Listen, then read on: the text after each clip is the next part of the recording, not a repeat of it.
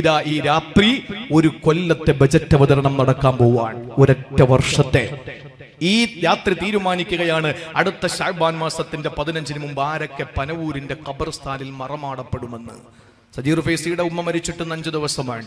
കഴിഞ്ഞ ശഅബാൻ മാസത്തിൽ ആ ഉമ്മയ്ക്ക് എഴുതി വെച്ചിരുന്നു, അടുത്ത ശഅബാനിന് മുമ്പ്, അടുത്ത ബജറ്റ് അവതരണത്തിന് മുമ്പ് നിങ്ങൾ ഖബറിലേക്ക് പോകുമെന്ന്. അത് അള്ളാന്റെ തീരുമാനമാണ്, അള്ളാന്റെ തീരുമാനമാണ്. ഇന്ന് നിങ്ങൾക്ക് കിട്ടിയ ചായയും ബിസ്ക്കറ്റും അത് കഴിഞ്ഞ ശഅബാൻ മാസത്തിന്റെ രാവിലെ അള്ളാഹു എഴുതിയതാണ്. 3 യാസീൻ ഓതിയ കൂട്ടത്തിൽ ഒരു യാസീന്റെ പവറാണ് ഇന്ന് കയ്യിൽ കിട്ടിയ ബിസ്ക്കറ്റും ചായയും. കാരണം എന്താ? അത് ബജറ്റ് അവതരണമാണ്. ഇനിയിപ്പോ അടുത്ത വർഷത്തേക്കുള്ള ഇന്ന് രാത്രിയിലാ കൈമാറ്റം ചെയ്യപ്പെടുന്നത്. അപ്പൊ നന്നായിട്ട് നമുക്ക് ദുആരക്കാനുള്ള ഒരു അവസരമാണ്.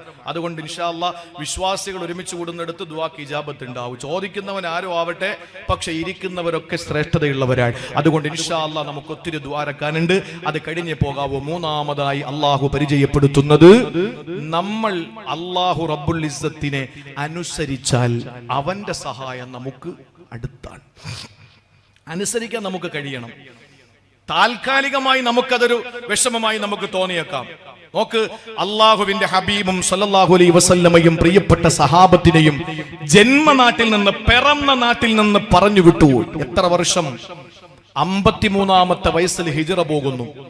53 വർഷം മദീനയിൽ, മക്കയിൽ ജീവിച്ച് 53 വർഷത്തെ മക്ക ജീവിതം അവസാനിപ്പിച്ചുകൊണ്ട് മദീനയിലേക്ക് പലായനം ചെയ്യുകയാണ്. വളരെ രസകരവും എന്നാൽ നമ്മുടെ ജീവിതത്തിൽ പലതും നമ്മൾ അറിഞ്ഞിരിക്കേണ്ടതുമായ ഒരു വലിയ യാത്രയുടെ മടങ്ങിവരവ് നടക്കാൻ പോവുകയാണ്. മക്കയിൽ നിന്ന് മദീനയിലേക്ക് പോകുമ്പോൾ അള്ളാന്റെ ഹബീബിന് വയസ്സ് 53 ആണ്. 53 വയസ്സ് കഴിഞ്ഞു. മക്കയിൽ നിന്ന് പോയി മക്കയിലേക്ക് തിരിച്ചു വരാൻ പറ്റുന്നില്ല. പിറന്ന നാടാണ് എന്ന് പറഞ്ഞാൽ കിലോമീറ്റർ വെച്ച് നോക്കിയാൽ പനവൂരുള്ള നമ്മളെല്ലാവരും കൂടി ഏകദേശം കണ്ണൂർ കഴിഞ്ഞ് കാസർഗോഡിനിടയിൽ ഏതെങ്കിലും ഒരു പ്രദേശത്ത്, നമ്മളിപ്പോ ചെറുവറ്റൂരോ നീലേശ്വരത്തോ അല്ലെങ്കിൽ അങ്ങ് അറ്റം പോയാൽ ഇനി കാസർഗോഡ് തന്നെ വെച്ചോ, തിരുവനന്തപുരത്തുള്ള നമ്മൾ കാസർഗോഡ് ആട്ടി ഓടിക്കപ്പെട്ടു. കാസർഗോഡിലേക്ക് പോയി. നമ്മുടെ ഇവിടുത്തെ കഷ്ടപ്പാട്, വാഹനങ്ങൾ, വീട്, കച്ചവടങ്ങൾ, കടകൾ, നമ്മുടെ ഭാര്യ, നമ്മുടെ മക്കൾ, നമ്മുടെ മാതാപിതാക്കൾ, നമ്മുടെ വേണ്ടപ്പെട്ടവരൊക്കെ ഈ തിരുവനന്തപുരത്താ ഉള്ളത്. നമ്മൾ കാസർഗോഡുവാ ഉള്ളത്. ഇന്നത്തെ പോലെ സംവിധാനങ്ങൾ അന്നില്ല. 500 കിലോമീറ്റർ അപ്പുറത്തേക്ക് ആട്ടി ഓടിക്കപ്പെട്ടു. അവിടെ ചെന്ന് വർഷങ്ങൾ കഴിഞ്ഞു.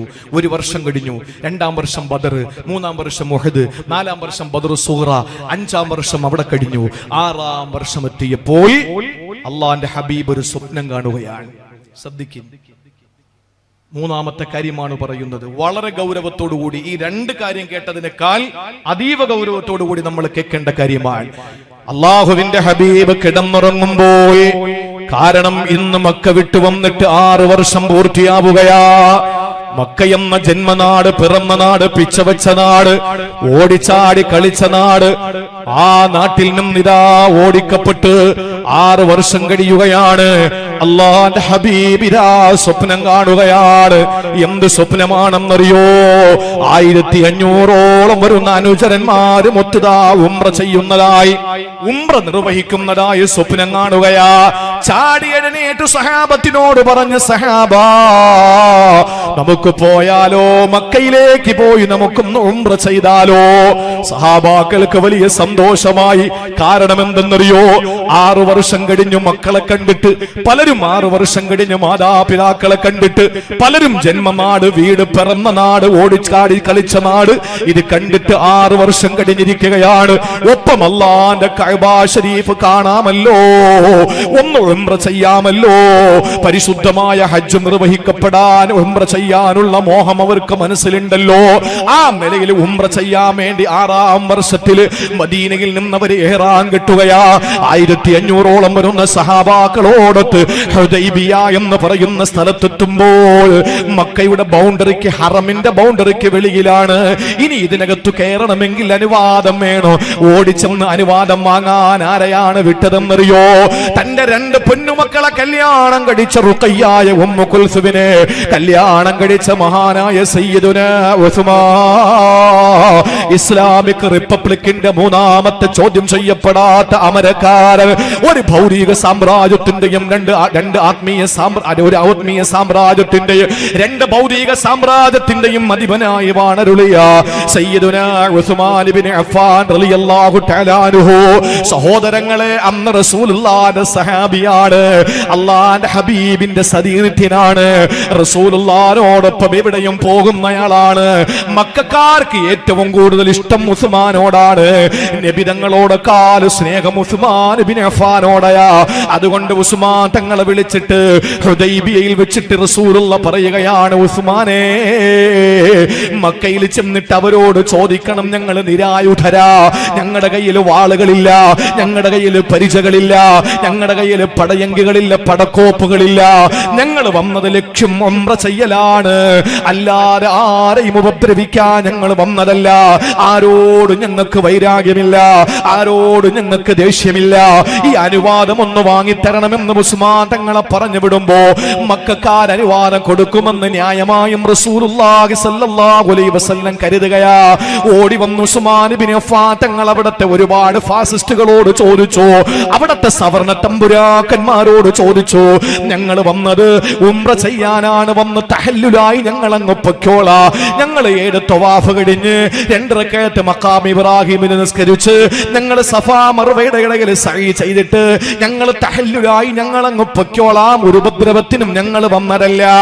ആ സമയത്ത് പറഞ്ഞു, പറ്റൂല ഉസ്മാനെ, പറ്റൂല, നിങ്ങളെ ഇവിടെ നിന്ന് പടിയടച്ച് പിണ്ടം വെച്ചതാണ്, ഇനി നിങ്ങൾക്ക് ഇവിടെ പ്രവേശനമില്ല. ഉസ്മാൻ തങ്ങളെ കാലിൽ വീണ് യാചിക്കുകയാണ്, അനുവാദം തരണേ, അവർക്ക് കൂടി കഅബ കാണാൻ. അല്ലാഹുവിന്റെ ഹബീബ് കഅബാലയം സൃഷ്ടിക്കപ്പെടാൻ കാരണഭൂതരാണല്ലോ. കഅബ കാണാൻ കഴിയാതെ ഹുദൈബിയയിൽ വന്നിട്ട് നിൽക്കുകയാണ്. ഉസ്മാൻ തങ്ങൾ പറഞ്ഞു, എനിക്ക് കിട്ടിയ സൗഭാഗ്യമെങ്കിലും എന്റെ മുത്തിന് കിട്ടണ്ടേ, ഈ കഅബ ഒന്ന് കാണാനെങ്കിലും എന്റെ റസൂലിനെ ഒന്ന് അനുവദിക്കുമോ? ഇല്ല, നീ പൊയ്ക്കോ. ഇത് പറയുന്നതിനിടയിൽ ഉസ്മാൻ തങ്ങൾ കൊല്ലപ്പെട്ടു എന്ന് ഹുദൈബിയയിലുള്ള 1499 പേർക്ക് വിവരം കിട്ടുകയാ. ഉസ്മാൻ തങ്ങളെ കൊല്ലപ്പെട്ടു.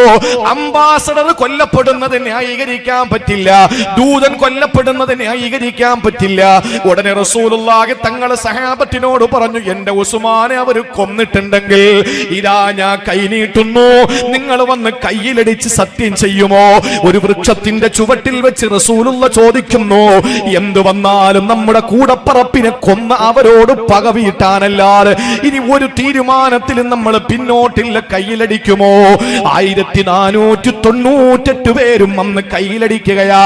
1499 ആള് ഉസ്മാൻ മക്കയിലാ. അള്ളാന്റെ ഹബീബ് 1500 വ്യക്തിയാ. 1498 പേരും അന്ന് കയ്യിലടിച്ച് സത്യം ചെയ്യുകയാ. അള്ളാഹുവിന്റെ ഹബീബ് സത്യം വാങ്ങി ആ വൃക്ഷത്തിന്റെ ചുവട്ടിൽ വെച്ച് ബൈഅത്ത് നേടുകയാ. അവർക്ക് സ്വർഗ്ഗം ഉറപ്പല്ലേ? ഇതിനാണ് ബൈഅത്തുർ റിദ്വാൻ എന്നറിയപ്പെടുന്നത്. സഹോദരങ്ങളെ, ബദരീങ്ങളെ കഴിഞ്ഞാൽ ഉഹദീങ്ങളാ, ഉഹദീങ്ങളെ കഴിഞ്ഞാൽ ബൈഅത്തുർ റിദ്വാന്റെ ആളുകളാണ് ശ്രേഷ്ഠതയുള്ള സഹാബാക്കള്. ഈ 1408 ആളുകളും ബൈഅത്ത് ചെയ്തപ്പോൾ അതാ വരുന്നു ആരാ? സയ്യിദുനാ ഉസ്മാൻ. കൊല്ലപ്പെട്ടില്ല. ഉസ്മാൻ തങ്ങൾ വരുന്നതിന് മുമ്പ് ഉസ്മാൻ തങ്ങൾക്ക് വേണ്ടി റസൂലുള്ള ബൈഅത്ത് ചെയ്യുകയാ. അത്ഭുതമേ, ലോകാത്ഭുതമേ!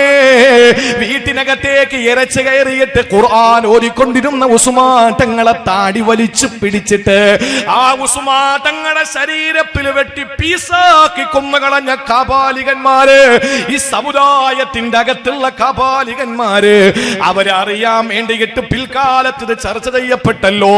അള്ളാന്റെ ഹബീബ് തന്റെ വലത് കൈ നീട്ടിയിട്ട് അടിക്കൂ സഹാബ എന്ന് പറഞ്ഞപ്പോ 1498 പേരും ബൈഅത്ത് ചെയ്യുമ്പോ റസൂലുള്ള നീട്ടിക്കൊടുത്ത റസൂലുള്ളാന്റെ കയ്യാ. ഉസ്മാൻ തങ്ങൾ ബൈഅത്ത് ചെയ്യാനില്ലല്ലോ, ഇത് വലിയ പദവിയാണല്ലോ. ഏതു പദവി? ആയത്തതാ അവതരിപ്പിക്കപ്പെടുകയാണ്. ലഖദ് റളിയല്ലാഹു അനിൽ മുഅ്മിനീൻ ഇദ് യുബായിഊനക തഹ്ത الشجرة فعلم ما في قلوبهم فأنزل السكينة عليهم وأثابهم فتحا قريبا. സൂറത്തുൽ ഫത്ഹിന്റെ 18ാമത്തെ ആയത്ത് ഇറങ്ങിയപ്പോൾ ഇത്രയും വലിയ പ്രതിഫലമുണ്ടോ? 1498 പേർക്കും ആ പ്രതിഫലം കിട്ടി. പക്ഷെ എന്റെ പൊന്നാര ഉസ്മാൻ അത് കിട്ടിയില്ലല്ലോ. അള്ളാന്റെ റസൂലല്ലേ കാരുണ്യത്തിന്റെ ഹോൾസെയിൽ ഡീലർ, കരുണയുടെ അംബാസഡർ മുത്തുനബിയല്ലേ, കാരുണ്യത്തിന്റെ ട്രാൻസ്ഫോർമർ അല്ലേ മുത്തു റസൂല്. അവിടെ വലത് കൈ ഉയർത്തിയിട്ട് പറഞ്ഞു, ഹാദിഹി യദു ഉസ്മാൻ, ഇതെന്റെ ഉസ്മാന്റെ കൈയാണ്. ഏത് കയ്യാ? ജിബ്രീലിനെ കെട്ടിപ്പിടിച്ച കൈയുണ്ടല്ലോ. അല്ലാഹുവിന്റെ അടുക്കൽ ചെന്ന് ഖാബ ഖൗസൈനിയുടെ ബന്ധം സ്ഥാപിച്ച റിസാലത്തിന്റെ വലത് കൈയുണ്ടല്ലോ.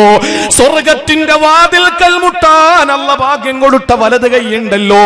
ആ വലത് കൈ ഉയർത്തിയിട്ട് പറഞ്ഞു, ഹാദിഹി യദു ഉസ്മാൻ, ഇതെന്റെ ഉസ്മാന്റെ കൈയാണ്. രണ്ടാമത്തെ കൈ ഉയർത്തിയിട്ട് പറഞ്ഞു, ഹാദിഹി യദി, ഇതെന്റെ കൈയാണ്. എന്നിട്ട് രണ്ട് കൈയും രണ്ട് കൈയും കൂട്ടി അങ്ങ് പിടിക്കുകയാ. എന്നിട്ട് പറയുന്നു, ഹാദിഹി ബൈഅത്തു ഉസ്മാൻ, ഇതെന്റെ ഉസ്മാന്റെ ബൈഅത്താണ്. ഓട്ടോമാറ്റിക്കായി 1499 ഉസ്മാനും ആടാവുകയാ. സഹോദരങ്ങളെ, ബൈഅത്ത് റിദ്വാനിൽപ്പെട്ട സഹാബിയായി മാറി. അങ്ങനെ ഈ 1499 പേരടങ്ങുന്ന സഹാബാക്കളെ ബൈഅത്ത് റിദ്വാനിന്റെ തഹ്ത ശജറ, വൃക്ഷത്തിന്റെ ചുവട്ടിൽ വെച്ച് നടത്തിയ ബൈഅത്ത് റിദ്വാൻ എന്ന് പറയുന്ന മഹത്തായ ഈ സംവിധാനത്തിന്റെ കൊട കീഴിലെത്തുകയാ. ഉസ്മാൻ തങ്ങളെ തിരിച്ചു വന്നു. അള്ളാന്റെ ഹബീബിനും സഹാബത്തിനും സന്തോഷമായി. അവര് പറഞ്ഞു, ഇതാ ഉസ്മാൻ തങ്ങളെ കൊല്ലപ്പെട്ടെന്ന വാർത്ത അറിഞ്ഞ ഞങ്ങള് പ്രശ്നത്തിന് വേണ്ടി ബൈഅത്ത് ചെയ്ത കാര്യം മക്കക്കാരറിഞ്ഞു. അവരിനി ഞങ്ങളെ വെച്ചേക്കൂല. കാരണം 4 കൊല്ലങ്ങൾക്ക് മുമ്പ് നടന്ന ബദർ അവരുടെ മനസ്സിലുണ്ട്, 3 കൊല്ലം മുമ്പ് നടന്ന ഉഹദ് അവരുടെ മനസ്സിലുണ്ട്, 2 കൊല്ലം മുമ്പ് നടന്ന ബദർ സൂറയും അവരുടെ മനസ്സിലുണ്ട്. അവര് പറഞ്ഞു, മുഹമ്മദും കൂട്ടരും തുനിഞ്ഞിറങ്ങിയാ നമ്മൾ ധൂമധൂളി തന്നെ, അതുകൊണ്ട് പോകാം, നമുക്ക് ചെന്നൊരു കോംപ്രമൈസ് ആകാം. അങ്ങനെ ഹുദൈബിയ സന്ധിയിലേക്ക് വരികയാണ്. ഹുദൈബിയ എന്ന് പറയുന്ന കൊച്ചു നാട്ടിലേക്ക് എത്തുകയാ. വന്നിട്ട് അല്ലാഹുവിന്റെ ഹബീബിനോട് പറഞ്ഞു, മുഹമ്മദ് പ്രശ്നമുണ്ടാക്കരുത്, നിങ്ങൾ കുഴപ്പം കാണിക്കരുത്, നിങ്ങൾ ഇവിടെ നിന്ന് പോകണം. ഇനി 10 വർഷത്തേക്ക് നമ്മൾ തമ്മിൽ യുദ്ധമില്ല. ആകാശം ഇടിഞ്ഞു വീണാലും ഭൂമി കുത്തിപ്പിളർന്നാലും സാഗരങ്ങൾ കരയിലേക്ക് ഇരച്ചു കയറിയാലും ഇനി ഞങ്ങൾ തമ്മിൽ യുദ്ധമില്ല. പിന്നെ ഒന്നാമത്തെ ഡിമാൻഡ് അതാണ്. രണ്ടാമത്തെ എഴുത്തെന്തെന്നറിയോ, സന്ധിയതെന്നറിയോ, ഇപ്പൊ നിങ്ങൾ പോകണം. അവരുടെ ദുഷ്പ്രഭുത്വത്തിന്റെ, പ്രമാണിത്വത്തിന്റെ, ദുർഭരണത്തിന്റെ, ഏറ്റവും വലിയ ദുരഭിമാനത്തിന്റെ ചിത്രമാണത്. അവര് പറഞ്ഞു, ഇപ്പൊ നിങ്ങൾ വരരുത്, ഇപ്പൊ നിങ്ങൾ മടങ്ങിപ്പോകണം, അടുത്ത കൊല്ലം നിങ്ങൾക്ക് വരാം. ഹിജറ 7 അതും വന്നു. ഉംറത്തുൽ ഖളാ എന്നറിയപ്പെടുന്നു അതിന്. അള്ളാന്റെ ഹബീബ് പറഞ്ഞു, ശരി 10 വർഷം യുദ്ധമില്ല, ശരി, സന്തോഷമായി. സഹാബാക്കൾക്ക് വലിയ സന്തോഷമായി. പക്ഷേ നിങ്ങൾ ഇനി കേട്ടോളീ. അവൻ പറഞ്ഞു, ഇപ്രാവശ്യം നിങ്ങൾക്ക് ഉംറ ചെയ്യാൻ അവസരമില്ല. ഉമർ റളിയല്ലാഹു അൻഹു പറഞ്ഞു, നബിയെ നിങ്ങൾ എന്തായി പറയുന്നേ? ഞാൻ പോകാം, യവന്മാരെ ഇപ്പൊ ഞാൻ വെട്ടിക്കൊന്നേക്കാം. പലരും വല്ലാതെ വിക്ഷുബ്ധരായി. ആ സമയത്ത് അള്ളാന്റെ റസൂല് പറഞ്ഞു, മിണ്ടരുത് വാന റസൂലുള്ളാഹ്, ഞാൻ പറയുന്നത് അനുസരിച്ചോളണം, മിണ്ടരുത്. പലരും നമ്മളാണെങ്കിൽ പറയും, ഇതെന്തൊരു നേതാവ്, പേടിത്തൂറി എന്നൊക്കെ പറഞ്ഞ് നമ്മൾ അവരെ കളിയാക്കി വിടാനല്ലേ ശ്രമിക്കൂ. അള്ളാഹുവിന്റെ ഹബീബ് പറഞ്ഞു, വഅന റസൂലുള്ളാഹ്, ഞാൻ അള്ളാന്റെ ദൂതനാണ്, ഞാൻ അള്ളാന്റെ ദൂതനാണ്, ഞാൻ പറയുന്നത് നിങ്ങൾ അനുസരിക്കണം. എന്താ സന്ധി കരാർ? എന്താണ്? 10 വർഷത്തേക്ക് യുദ്ധമില്ല. 1. 2, ഈ വർഷം പോകണം, അടുത്ത വർഷം വന്നോ, മക്ക തുറന്നു തരാം, നിങ്ങൾ ഉംറ ചെയ്തോ, ഉടനെ പോകണം, 3 ദിവസം അനുവാദം തരും, മതി. 2. മൂന്നാമത്തത് എന്താ? മക്കേന്ന് അങ്ങോട്ട് ആരെങ്കിലും വന്നാൽ തിരിച്ചുവിടണം, മദീനേന്ന് ആരെങ്കിലും തിരിച്ച് ഞങ്ങടുത്ത് വന്നാൽ തിരിച്ചു വിടൂല. ഉമർ തങ്ങൾ പറഞ്ഞു, നബി അത് എന്ത് ഏർപ്പാടാ, അത് സമ്മതിക്കരുത്. അള്ളാഹുവിന്റെ റസൂൽ പറഞ്ഞു, മിണ്ടാതിരിക്കുവാന റസൂലുള്ളാഹ്. പിൽക്കാലത്ത് അത് മനസ്സിലായി. എന്താണെന്നറിയോ, എടാ മദീനയെന്ന് ഒരുത്തം മക്കയിൽ പോകണമെങ്കിൽ മുർത്തദ്ദാവണം, പിന്നെ അവൻ അമ്മക്ക് എന്തിനാ? അതാണ് ദീർഘവീക്ഷണം. അഷ്റഫുൽ ഖൽഖ് നബി മുഹമ്മദ് മുസ്തഫ. മദീനയെന്ന് ആര് പോയാലും തിരിച്ച് ഞങ്ങൾക്ക് വേണ്ടടോ, നിങ്ങൾ എന്നെ എടുത്തോ. മക്കേന്ന് ആര് വന്നാലും തിരിച്ചു വിട്ടേക്കാം. അല്ലാഹ് ഹിദായത്ത് കൊടുത്തില്ലേ, പിന്നെ അവനെ നമ്മളെ ചുമക്കുന്ന എന്തിനാ? ഇനി ഹിദായത്ത് കൊടുത്ത് അവന്റെ ഹൃദയത്തിൽ ഈമാൻ രൂഢമൂലമായാലോ, തിരിച്ച് മക്കയിലേക്ക് വന്നാൽ നിങ്ങൾ സെറ്റോടെ മദീനയിലേക്ക് വന്ന് ബൈഅത്ത് ചെയ്യും, അത് ഉറപ്പാണ്. അതുകൊണ്ട് അത് ഞാൻ അംഗീകരിച്ചു. ഉമർ തങ്ങൾക്കൊക്കെ ദേഷ്യം വന്നു. ഇത്രയും പറഞ്ഞിട്ട് ശരി, നമുക്കിനി എഴുതാം. ആരാ എഴുതേണ്ടത്? അള്ളാന്റെ റസൂല് ഉമ്മിയാണ്, എഴുത്തും വായന അറിയില്ല. ആരെഴുതും? വിഷയം അവിടെയാണ്. അള്ളാന്റെ ഹബീബ് പറഞ്ഞു, എഴുത് അലിയെ, എഴുത്. അലി റളിയല്ലാഹു അൻഹു എഴുതി, മിൻ അബ്ദില്ലാഹി മിൻ മുഹമ്മദ് ബിൻ അബ്ദില്ലാഹി റസൂലില്ലാഹി സ്വല്ലല്ലാഹു അലൈഹി വസല്ലം, ഫ്രം ടു എഴുതി. മക്കയിലെ ഖുറൈശികൾ, മക്കക്കാര് പറഞ്ഞു പറ്റില്ല. ഇപ്പൊ പറഞ്ഞ വാക്കുണ്ടല്ലോ മിൻ മുഹമ്മദ് ബിൻ അബ്ദില്ല, അത് ഓക്കെ. പക്ഷെ അതിനുശേഷം പറഞ്ഞ റസൂലില്ല, അത് പറ്റില്ല. അതെന്നാ പിന്നെ ഞങ്ങൾ അങ്ങ് അംഗീകരിച്ച പിന്നെ ഈ വിഷയം ഇവിടെ ഇല്ലല്ലോ. നീ റസൂലുള്ളാഹിനെ ഞങ്ങൾക്ക് അംഗീകരിക്കാൻ മനസ്സില്ലടോ. അള്ളാന്റെ റസൂല് പറഞ്ഞു, അലി അത് മാറ്റി. അലി റളിയല്ലാഹു അൻഹു പറഞ്ഞു, ഇല്ല നബിയേ, എന്നെ കൊന്നാലും ഞാനത് മാറ്റൂല. റസൂലുള്ളാഹി എന്ന വാക്ക് മാറ്റാൻ എന്റെ കരങ്ങൾക്ക് ശക്തിയില്ല, ഞാനത് മാറ്റൂല. എന്റെ ജീവൻ വെടിഞ്ഞാലും ഞാനത് മാറ്റൂല. അള്ളാന്റെ റസൂല് പറഞ്ഞു, കാണിക്ക് ഏതായി റസൂലുള്ളാഹി എന്ന് എഴുതിയത്? കാരണം വായിക്കാറില്ലല്ലോ അള്ളാന്റെ ഹബീബിന്. അലി തങ്ങൾ വെച്ചു കൊടുത്തത് ഇതാ. അള്ളാന്റെ റസൂല് മാച്ചു.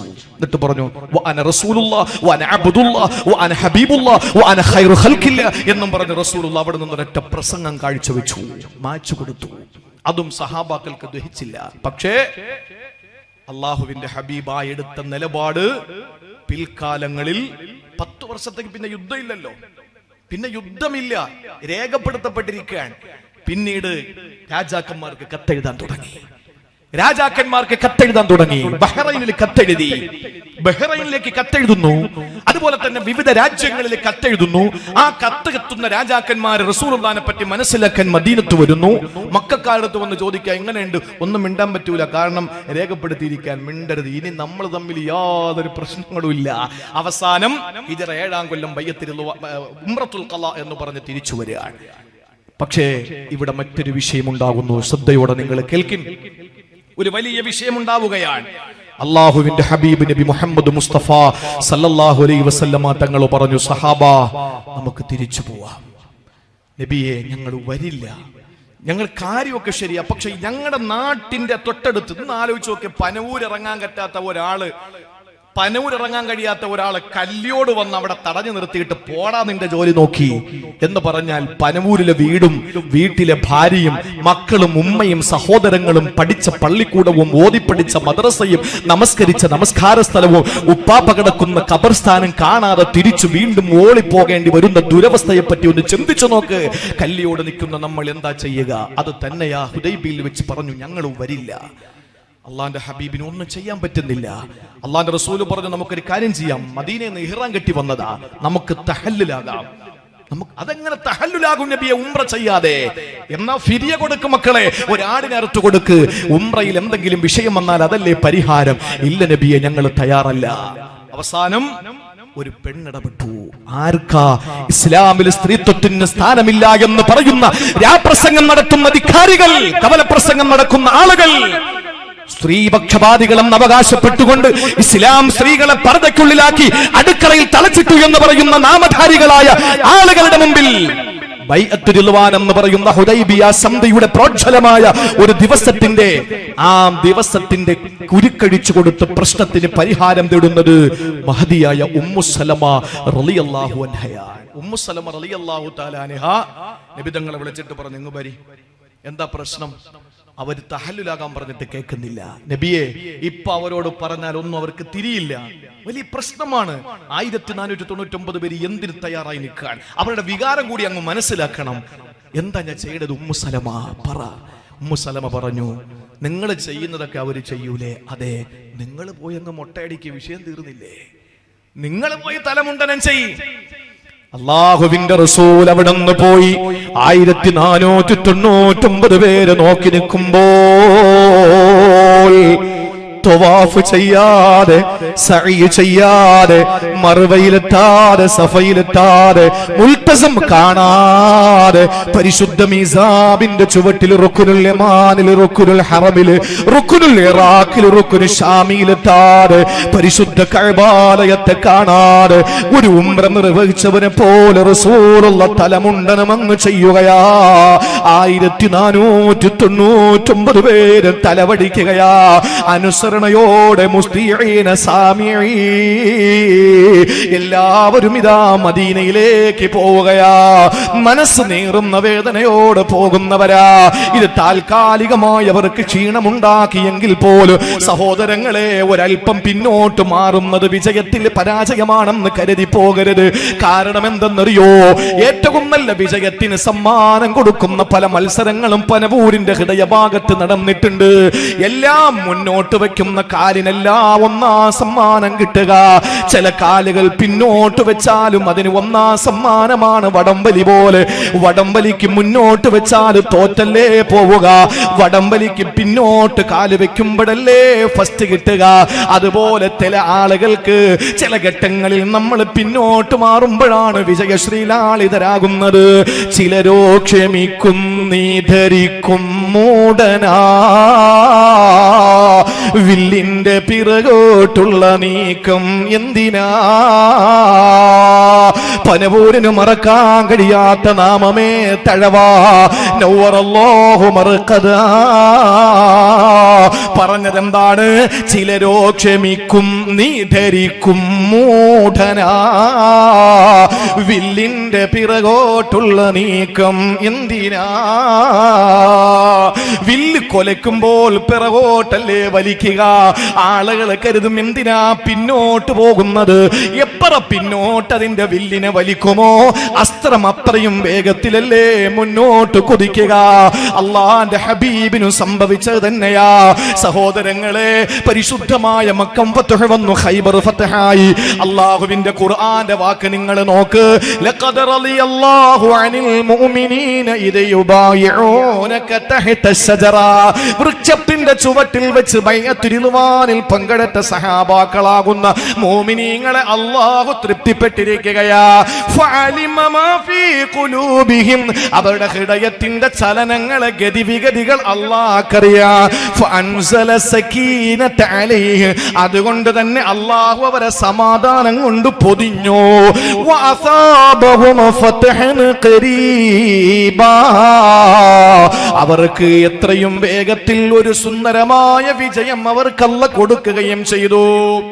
അനുസരണയുള്ളവരായപ്പോ അല്ലാഹു ഖരീബായ വിജയം. അപ്പൊ അള്ളാന്റെ വിജയം എവിടെ വരുന്നത്? ഖരീബാണ്. മൂന്നാമത്തേത് പ്രിയപ്പെട്ട സഹോദരങ്ങളെ, അതുകൊണ്ട് നമുക്ക് നമ്മുടെ ജീവിതത്തിൽ ഇനിയും എണ്ണി പറഞ്ഞാൽ ഒത്തിരി പറയാനുണ്ട്, ഒരുപാട് പറയാനുണ്ട്. പക്ഷെ അതെല്ലാം നമുക്ക് പറഞ്ഞുകൊണ്ട് നിൽക്കുമ്പോൾ നമുക്ക് സമയം ഒത്തിരി കടന്നു പോകും. 2 മണിക്കൂർ ആകുന്നു. ഞാൻ ഒരു കാര്യം കൂടെ പറഞ്ഞ് അവസാനിപ്പിക്കാം. ബാക്കിയൊക്കെ ഇൻഷാ അല്ലാഹ് നാളെ ഉസ്താദുമാരും, നാളെ ബഹുമാനപ്പെട്ട ഉസ്താദ് ബാക്കവിയുടെ പ്രസംഗമുണ്ട്. നമ്മുടെ ഷമീം ഉസ്താദ് നല്ല വാക് സാമർത്ഥ്യവും വാക് ചാതുര്യമുള്ള പണ്ഡിതൻ, അതുപോലെ തന്നെ മുദരിസ് ബഹുമാനായ ഉസ്താദ്, അതുപോലെ നജീം ബാക്കവി ഉസ്താദ്.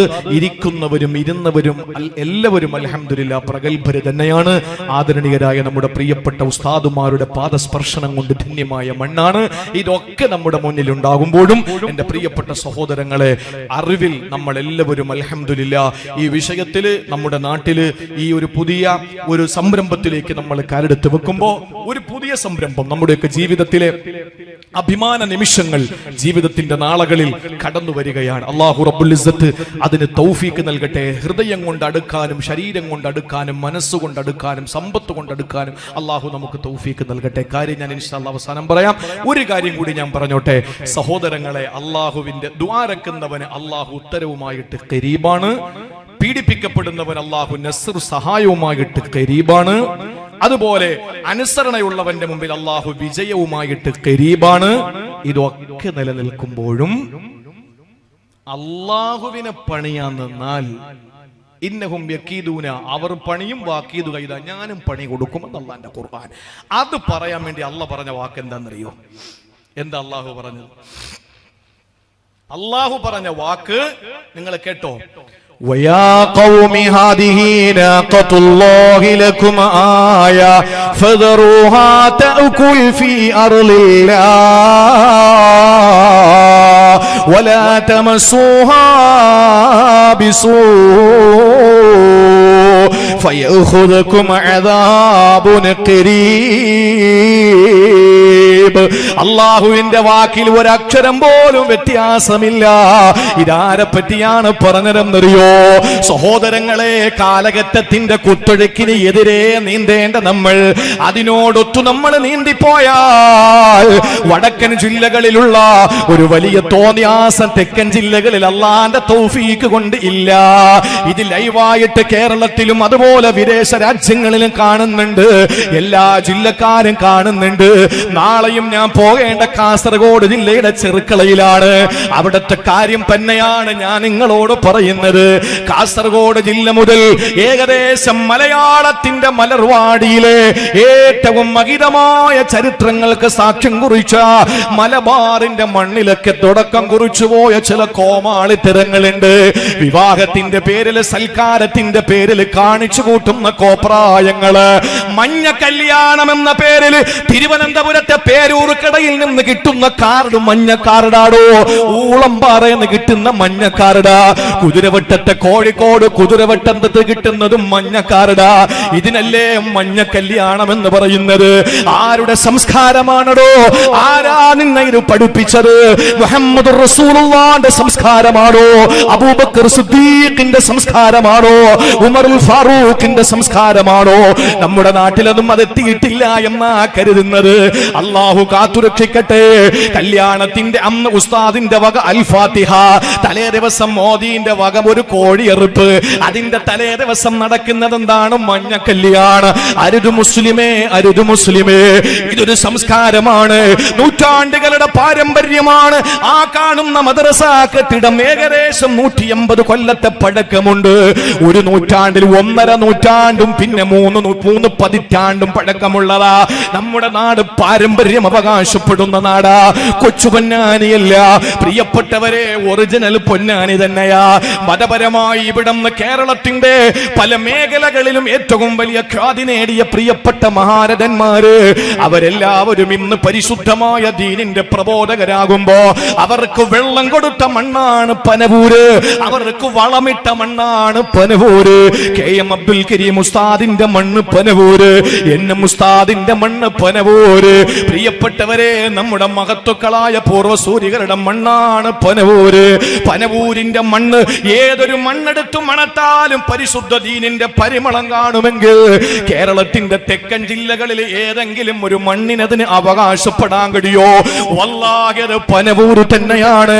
കാരണം ജംഇയ്യത്തുൽ ഉലമയുടെ സെക്രട്ടറി ജനറൽ ആയിരിക്കുന്ന തൊടിയൂർ ഉസ്താദ് പോലും ഇവിടുത്തെ മണ്ണാ, ഈ മണ്ണിന്റെ സന്തതിയാ. പ്രിയപ്പെട്ടവരെ, അതുകൊണ്ട് തന്നെ നമുക്ക് പറയാ, ഇത് മതപരമായ വിഷയങ്ങളിൽ അള്ളാഹുവിന്റെ ദീൻ മുറുകെ പിടിക്കുന്ന മണ്ണാണ്. ഇന്ന് നല്ല കെൽപ്പുള്ള ബഹുമാനപ്പെട്ട നൗഷാദ് സാഹിബിന്റെ നേതൃത്വത്തിലുള്ള പരിപാലന സമിതി മുൻഗാമികളും മോശമല്ല. പാമ്പാടി സാറിൻ്റെതായാലും അതുപോലെ തന്നെ അബ്ദുസലാം സാറിൻ്റെതായാലും ഇതിന്റെ മുൻപുണ്ടായിരുന്ന എല്ലാ പ്രിയപ്പെട്ട പരിപാലന സമിതിയും നല്ലവര് തന്നെയാ. ഹസൻ സാഹിബിൻ്റെതായാലും എല്ലാ പരിപാലന സമിതിയും അവർ ദീനിയായ രീതിയിൽ തന്നെയാ നയിക്കുന്നത്. പക്ഷേ ഞാൻ പറയുന്നു, കല്യാണ പേക്കൂത്തുകൾക്കെതിരെ രംഗത്ത് വരാൻ ഷമീമമാനിക്ക് കഴിയൂല. കാരണം ഒരു ഷമീമമാനി പോയാൽ 1000 ഷമീമമാനിമാര് പള്ളിയിൽ വരും. ആകെ കഴിയുന്നത് ആർക്കെന്നറിയോ? പരിപാലന സമിതിക്ക് മാത്രമാണ്. മതവിരുദ്ധമായ പ്രവർത്തനങ്ങൾ കല്യാണത്തിന് കാട്ടിക്കൂട്ടിയാൽ ഇല്ലടാ നിനക്കിവിടം NOC കിട്ടൂല എന്ന് ചരിത്രങ്ങൾ ഉറങ്ങുന്ന പനവൂരിന്റെ ആത്മീയ കലാലയത്തിന്റെ ഹെഡ് ഓഫീസായ ഈ കമ്മിറ്റി ഓഫീസിൽ വെച്ചൊരു തീരുമാനമെടുത്താൽ അത് വൈറ്റ് ഹൗസിന്റെ ജോ ബൈഡന്റെ റിപ്പോർട്ടിനേക്കാൾ ഭീകരമാണത്. കാരണം ഇവിടുന്ന് സർട്ടിഫിക്കറ്റ് കിട്ടാതെ പെണ്ണിന്റെ വീട്ടിൽ നിന്ന് ചെക്കന്റെ വീട്ടിൽ നിന്ന് സർട്ടിഫിക്കറ്റ് കിട്ടൂല, അവന്റെ വിവാഹം നടക്കില്ല.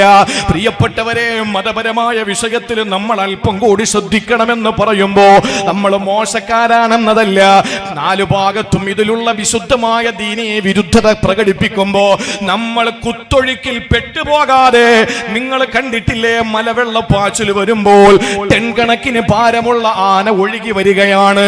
കരയിലെ ഏറ്റവും വലിയ ജീവിയായ ആന ഒഴുകി വരുന്നു. ആ സമയത്ത് ആനയ്ക്ക് ജീവനില്ലാത്തതാണ്. കാരണം അപ്പോഴാണ് എതിരെ മലവെള്ളപ്പാച്ചിലും കളകളാരവം മുഴക്കുന്ന അരുവികളിൽ 1/2 ഗ്രാം പോലും ഇല്ലാത്ത ചെറിയ പരൽ മത്സ്യങ്ങൾ എതിരെ നീന്തുകയാണ്. കാരണം അത് മുഹമ്മദിന് ജീവനുണ്ട്. നമ്മുടെ ജീവൻ ഇസ്ലാമാണ്, നമ്മുടെ ജീവൻ ഖുർആനാണ്, നമ്മുടെ ജീവൻ സുന്നത്തെ ഹബീബേ മുഹബ്ബിറേ സാദിഖേ നബിയുൽ മുത്തഖീ നബിയുസ് സഖലൈനി സല്ലല്ലാഹു അലൈഹി വസല്ലം.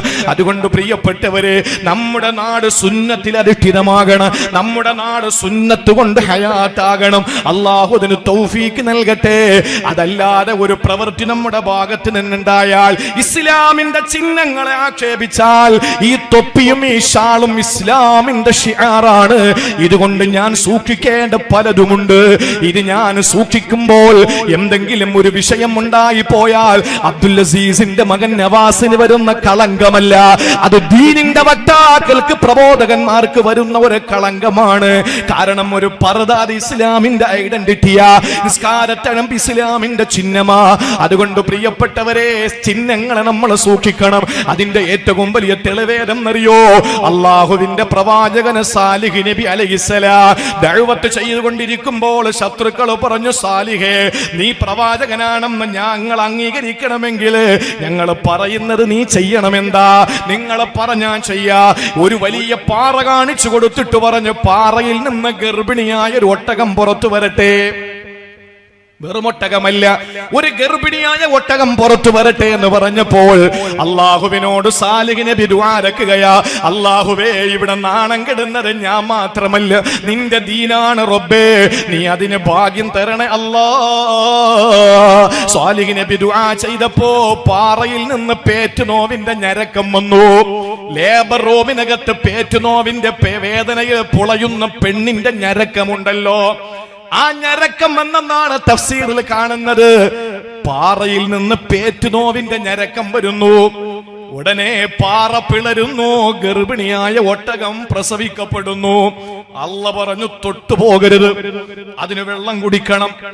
ജലാശയം ചൂണ്ടിക്കാണിച്ചിട്ട് അള്ള പറഞ്ഞു, ഇന്ന് ഈ ഒട്ടകം വെള്ളം കുടിക്കും, അന്ന് വേറെ ആരും വെള്ളം കൊടുക്കരുത്, വേറെ ആരുടെയും ഒട്ടകം വെള്ളം കുടിക്കരുത്. എന്റെ ഒട്ടകത്തിന് ഒന്നിടവിട്ട് വെള്ളം മതി, നാളെ നിങ്ങൾ കുടിപ്പിച്ചോ. ഒട്ടകത്തിന് എപ്പോഴും ആടിനെ പോലെ തീറ്റയും വെള്ളവും വേണ്ടല്ലോ. അത് ശേഖരിച്ചു വെക്കാൻ അതിന് പ്രത്യേകമായ ഗോഡൌൺ സംവിധാനമുണ്ട്. അള്ളാഹുവിന്റെ ദൃഷ്ടാന്തമാകുന്ന ഒട്ടകത്തെ ഒരു ദിവസം ഗുദ്ദാർ എന്ന പേരുള്ള ഒരുത്തന് കള്ളിൽ വെള്ളം ഒഴിക്കാൻ വേണ്ടിയിട്ട് ജലാശയത്തിലെത്തിയപ്പോ വെള്ളമില്ല. ദേഷ്യം വന്നു, കുടിയനാണല്ലോ, ദേഷ്യം വന്നു. എവിടെ വെള്ളം?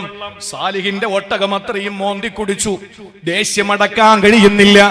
ആ സമയത്താണ് ഗുദ്ദാർ ഒളിച്ചിരുന്നിട്ട് സാലിഹ് നബിയുടെ ഒട്ടകത്തെ അറുത്തു കൊല്ലുകയാണ്, എറിഞ്ഞു കൊല്ലുകയാണ്. ആ ഒട്ടകത്തെ കൊന്നുകളഞ്ഞു. പ്രിയപ്പെട്ടവരെ, അള്ളാഹു വിശുദ്ധ ഖുർആനിലൂടെ പറഞ്ഞതെന്തെന്നറിയോ? കൊന്നത് ഒറ്റ ഒരുത്തൻ, കൊലയാളി ഒരുത്തനാണ് ഗുദ്ദാർ. പക്ഷെ അല്ല പറഞ്ഞതെന്താ? കദ്ദബത് സമൂദ് ബിതഗ്വാഹാ ഇദിൻ ബഅസ അഷ്ഖാഹാ ഫഖാല ലഹും റസൂലുള്ളാഹി നാഖതല്ലാഹി വസുഖിയാഹാ ഫകദ്ദബൂഹു ഫഅഖറൂഹാ. അല്ല പറഞ്ഞ വാക്കെന്താ? ബഹുവചനം. അല്ല പറഞ്ഞത് ബഹുവചനം. എന്താ പറയേണ്ടത്?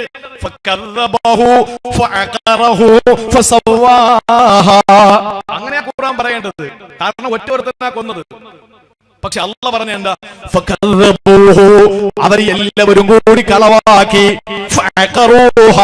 അവർ എല്ലാവരും കൂടിയാണ് കൊന്നുകളഞ്ഞത്. എന്താ കാരണം? ഗുദ്ദാർ കൊല്ലാൻ പോയപ്പോ കണ്ടിരുന്ന കാക്കാമാരും മിണ്ടിയില്ല. അതാണ് പ്രശ്നം. ഒരുത്തരൊരു തെറ്റ് ചെയ്യുമ്പോ അരുതട എന്ന് പറഞ്ഞ് അവന്റെ കയ്യിൽ നിന്നത് പിടിച്ചു വാങ്ങാൻ കുടുംബത്തിൽ പറഞ്ഞ ഒരുത്തൻ അവിടെ ഇല്ലാതായി പോയി. അല്ല ഒരുത്തൻ ചെയ്ത തെറ്റ് ടോട്ടലായി സാമൂഹ്യവൽക്കരിച്ച് അല്ല പറഞ്ഞു, എല്ലാവരും കൂടെ അതിന്റെ ശിക്ഷ.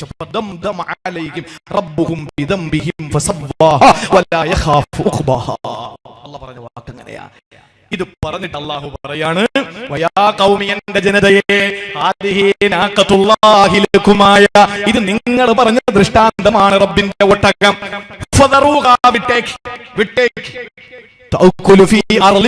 അത് അള്ളാന്റെ ഭൂമിയിൽ തിന്ന് നടക്കട്ടെ.